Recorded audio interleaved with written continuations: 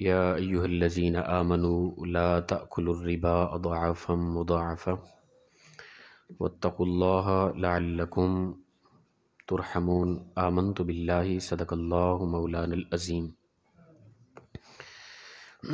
معزز و مکرم سامعین، کروڑا بار شکر ہے اس پروردگار عالم کا کہ جس نے آج کی صبح ہمیں پھر سے زندگی عطا فرمائی اور ہمیں یہ سعادت اور توفیق دی کہ ہم اپنے پروردگار کے ہاں آ کر سجدہ ریز ہوئے۔ اللہ تعالیٰ ارشاد فرماتا ہے یا ایھا الذین آمنو، اے ایمان والو۔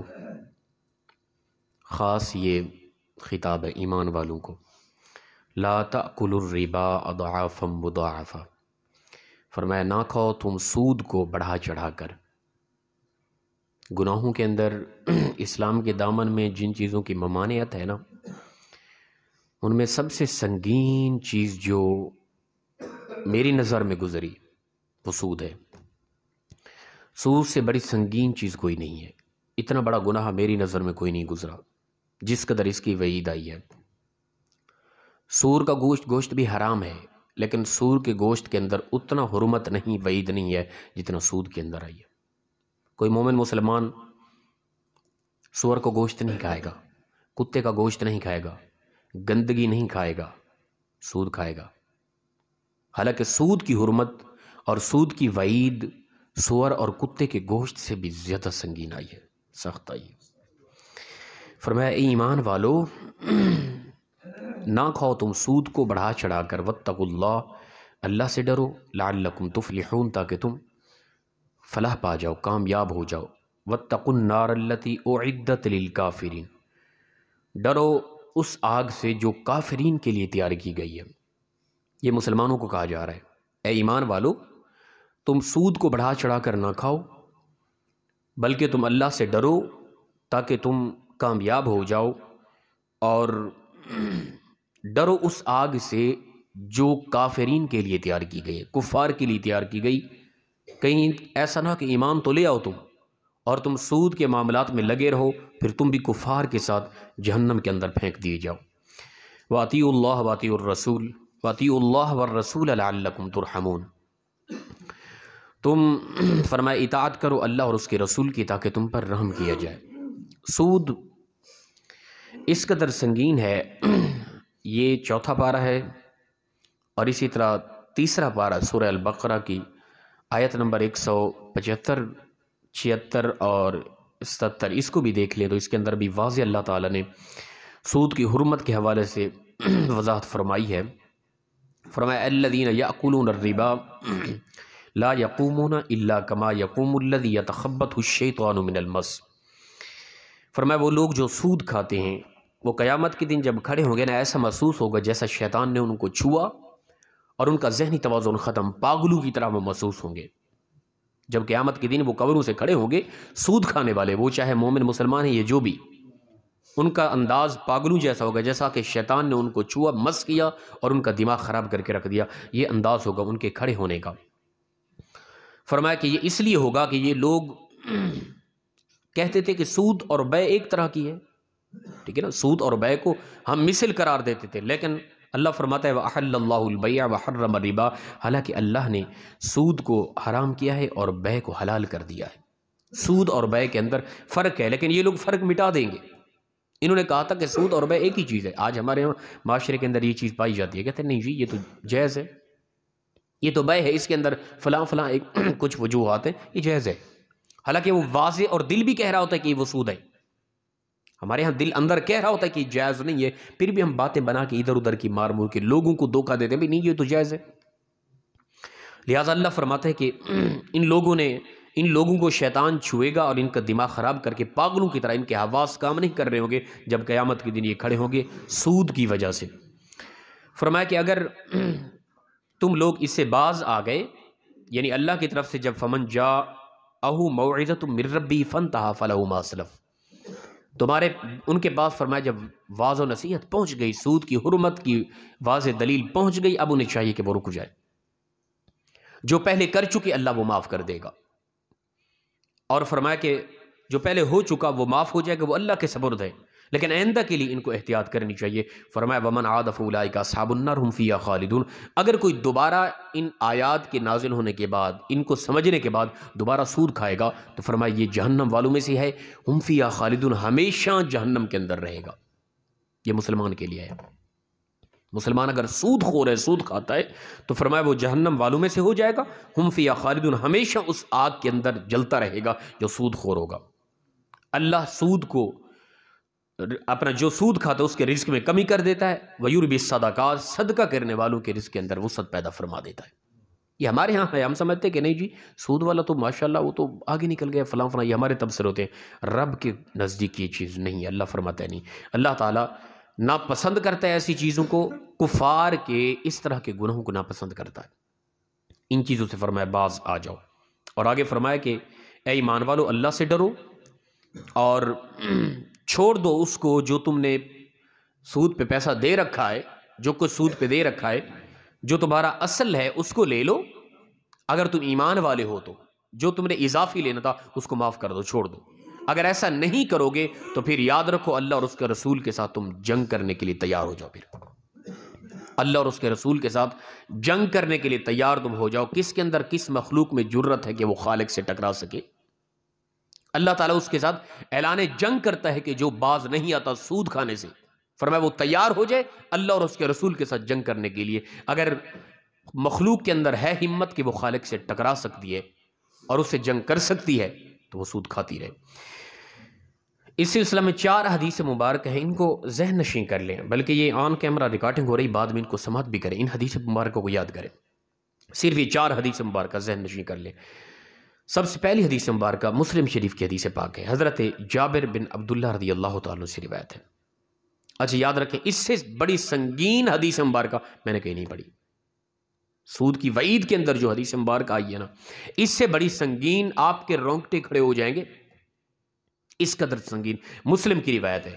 حضرت جابر بن عبداللہ رضی اللہ تعالیٰ سے روایت ہے، فرماتے ہیں کہ رسول اللہ صلی اللہ علیہ وسلم نے، حضرت عبداللہ بن مسعود سے، یہ مستدرک کی ہے روایت ہے، رسول اللہ صلی اللہ علیہ وسلم نے ارشاد فرمایا کہ سود کے 73 درجات ہیں، گناہ کے درجات 73 ہیں، یعنی سود کھایا، یہ گناہ، یہ گناہ، یہ گناہ بڑھتے جا رہے ہیں، اتنا بڑے بڑے گناہ، ان میں سے جو ہلکا سے ہلکا گناہ ہے نا، وہ اس طرح سمجھ لے کہ کسی نے اپنی سگی ماں کے ساتھ زنا کیا ہو، الیاذ باللہ من ذالک، یہ ہلکا سے ہلکا، اس سے آگے 73 درجات اور ہیں اس کی سنگینی کے، یہ اتنا بڑا گناہ ہے۔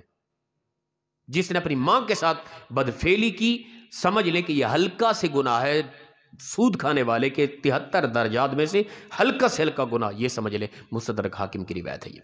اسی طرح حدیث نمبر 2 رسول اللہ صلی اللہ علیہ وسلم نے فرمایا، حضرت جابر بن عبداللہ سے روایت ہے، مسلم شریف کی روایت، رسول اللہ صلی اللہ علیہ وسلم نے فرمایا، رسول اللہ صلی اللہ علیہ وسلم نے سود کھانے والے، سود کھلانے والے، سود میں گواہی دینے والے اور سود لکھنے والے، ہر معاملات کرنے والے پر اللہ کے نبی نے لعنت فرمائی ہے، اور فرمایا کہ سب کے سب گناہ کے اندر برابر کی شریک ہیں۔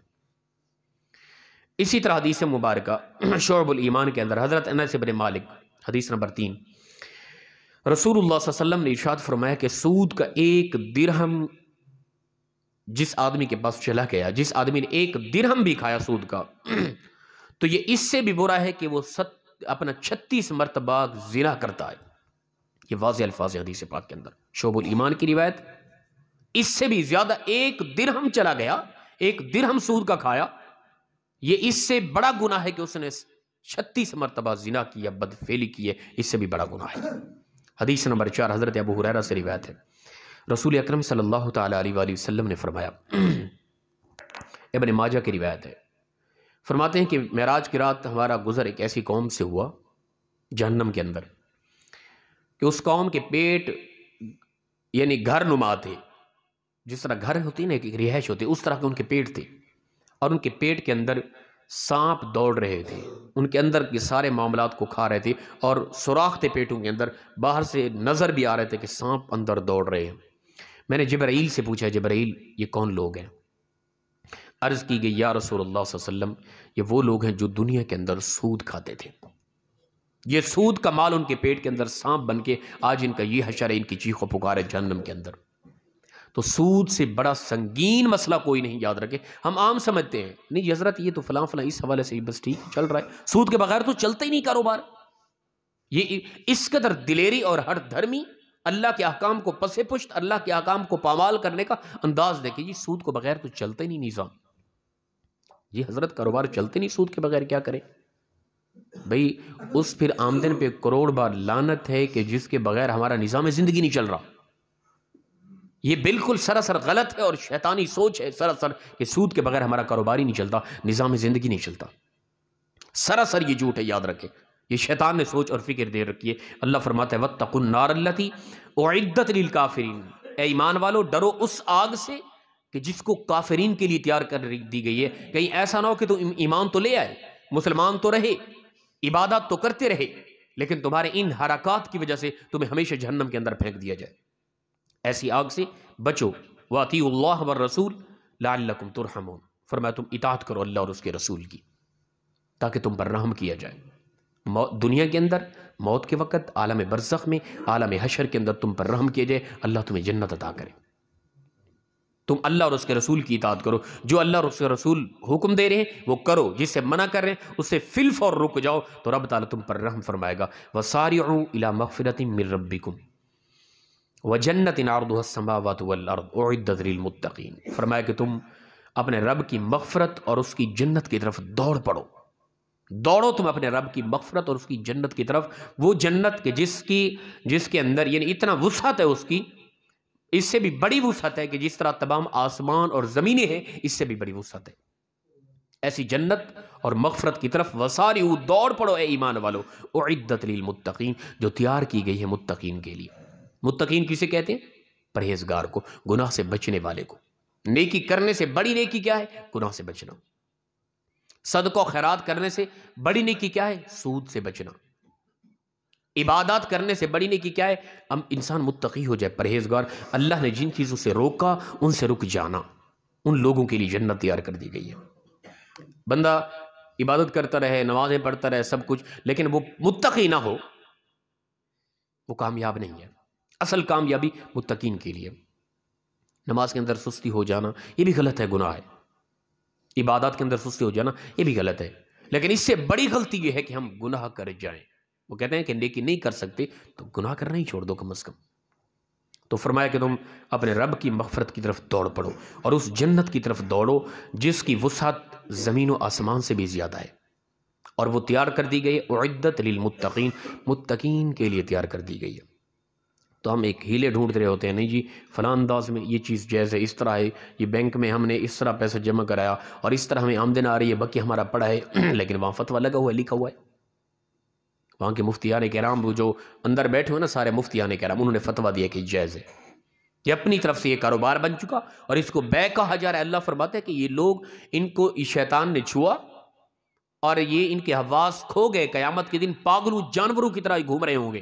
اور اس کی وجہ کیا؟ اس کی وجہ یہ کہ ان لوگوں نے سود کھایا اور سود کو بے قرار دیا، کہا کہ یہ تو بے ہے، یہ تو کاروبار ہے، اس کے بغیر تو کاروبار چلتا ہی نہیں ہے۔ خدا کے لیے ہم اس کو خاص طور پہ ان طرح کے معاملات کو ذہن نشین کریں، ٹھیک ہے نا؟ کہیں ایسا نہ ہو ایمان والے مومن مسلمان تو متقی نہ ہو تو کیا بنے گا؟ جنت تیار کر دی گئی کن لوگوں کے لیے؟ اعدت للمتقین، پرہیزگاروں کے لیے، اللہ سے ڈرنے والوں کے لیے، جو اللہ کے خوف میں آ کے گناہ کو چھوڑ دیتے ہیں، جنت ان لوگوں کے لیے تیار کر دی گئی ہے۔ اللہ پاک ہم سب کو عمل کی توفیق عطا فرمائے۔ وآخر دعوانا الحمدللہ رب العالمین۔ اللہ تعالیٰ معاف کرے جی۔ یاد رکھیں کہ حدیث مبارکہ ہے، جو قبروں میں سوئے ہوئے نا، چاہے وہ ہزاروں سال پہلے فوت ہو گئے، ان کا جسم خاک میں مل گیا، ان کے جسم اور روح کا تعلق قائم ہے، اور اس تعلق کی بنیاد پہ، روح کے تعلق کی بنیاد پہ قبروں میں سوئے ہوئے لوگ چاہے خاک میں مل گئے تب بھی انہیں علم ہوتا ہے، وہ دیکھ رہے ہوتے ہیں، سن رہے ہوتے ہیں کون انسان کیا کچھ کر رہا ہے۔ جامع ترمذی کی روایت ہے نا، جب بھی جاؤ تم قبرستان تو السلام علیکم یا اہل الدیار والمؤمنین والمسلمین، ان کو سلام کرو یہ، اور وہ تمہارا سلام سنتے ہیں، تمہیں سلام کا جواب بھی دیتے ہیں۔ یہ بھی کچھ روایت میں آتا ہے۔ تو لہٰذا وہ دیکھ رہے ہوتے ہیں انسان کو، اوپر انسان کیا کچھ کر رہا ہے۔ جوتا پہن کے قبر پہ جانا یہ منع ہے، اور قبر کے اندر پیشاب کرنا علیہ باللہ من ذالک انتہا کی بے ادبی ہے۔ ممکن صورت ہے کہ اللہ کے خاص ولی مقبول بندے موجود ہوا، اگر نہیں بھی ہیں انسان تو ہیں یار، تو ایسا انسان جو کر رہا ہے گناہ کبیرہ کا مستحق، اس کو شرم اور حیا کرنی چاہیے۔ قبرستان کا ادب و احترام ہے، قبرستان میں دوڑنا، قبرستان میں اس عام انداز میں جانا بالکل غلط ہے۔ انتہائی ادب کے ساتھ باوضو ہو کے وہاں جائیں اور کچھ پڑھتے رہیں، بلکہ وہاں اگر کسی پر عذاب ہو رہا ہے تب بھی انتہائی خوف زدہ ہو کے، وہ حدیث مبارک ہے نا بخاری مسلم کی، رسول اللہ صلی اللہ علیہ وسلم کا قوم سمود کی بستی کے قریب سے گزر ہوا تو رسول اللہ صلی اللہ علیہ وسلم پہلے بستی سے پہلے سٹے کیا، صحابہ کرام کو درس دیا، فرمایا صحابہ یاد رکھو یہ وہ علاقہ ہے جہاں اللہ کا قہر غضب نازل ہوا تھا۔ ہم نے یہاں پہ توبہ استغفار کرتے ہوئے کوشش کرنی ہے، روتے ہوئے نکلنا ہے، چیختے ہوئے اللہ ہم توبہ کرتے ہیں تیرے یہاں۔ اگر رونا نہیں آتا رونے والی شکل بنا کے یہاں دوڑتے ہوئے توبہ استغفار کرتے ہوئے گزر جانا ہے۔ تو قبرستان کے اندر گنہگار بھی ہوتے ہیں جن پر عذاب ہو رہا ہے، وہ اس قدر انسان بے باک ہو جائے کہ وہاں پیشاب کرتا رہے، اس سے بڑا پھر ناداں، بے وقوف، کم عقل، کم ظرف انسان کون ہو سکتا ہے؟ یہ گناہ کبیرہ ہے، اس طرح کے معاملات سے احتیاط کرنی چاہیے جی۔ اور کوئی حکم جی؟ اللہ پاک عمل کی توفیق دے جی۔ اللہم صلی